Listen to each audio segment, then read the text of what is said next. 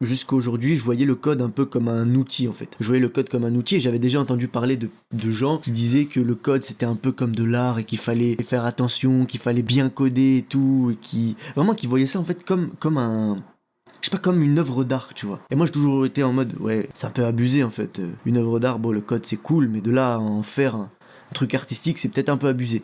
Et en fait, quand j'ai commencé à lire Clean Code, j'ai commencé un peu plus à comprendre ce point de vue-là. Et en fait, dès les premières pages de Clean Code, Robert C. Martin dit que en fait, si tu fais du code sale, ça c'est un truc de base qu'on apprend, hein, mais si tu fais du code sale, certes tu vas gagner du temps sur le moment, mais à l'avenir ça sera juste catastrophique.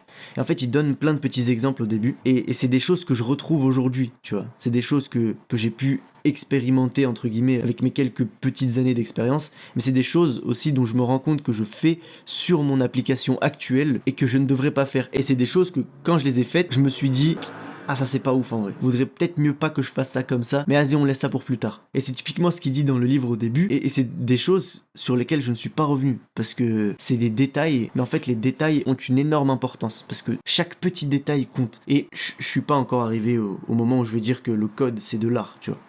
Mais je pense qu'il y a quand même un certain travail qui doit être fait. Je dois faire ce travail justement par rapport au code que j'écris. Un travail d'augmentation de la qualité de mon code, on va dire. Je dois juste faire plus attention à mon code, je pense. Je dois essayer de faire les choses un peu plus clean, même si j'ai une certaine rigueur aujourd'hui. Mais je pense qu'il y a encore certaines choses à améliorer. C'est vraiment des détails. C'est genre des noms de variables, des noms de fonctions, des trucs comme ça, un peu de découpage, mais vraiment découpage bien précis et machin. Enfin, c'est vraiment détail.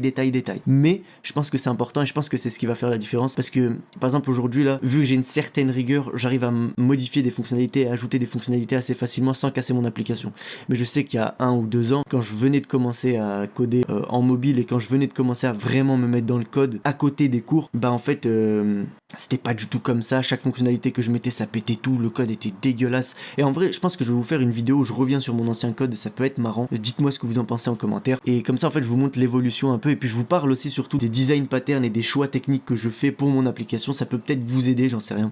Donc dites-le moi en commentaire si ça vous intéresse. Et donc voilà, ça sera tout pour moi. Et les gars, si vous le faites pas, personne ne le fera à votre place. Donc let's go. Ouvrez votre PC, ouvrez votre IDE et écrivez des putains de lignes de code, les gars. Parce que le code, c'est trop bien.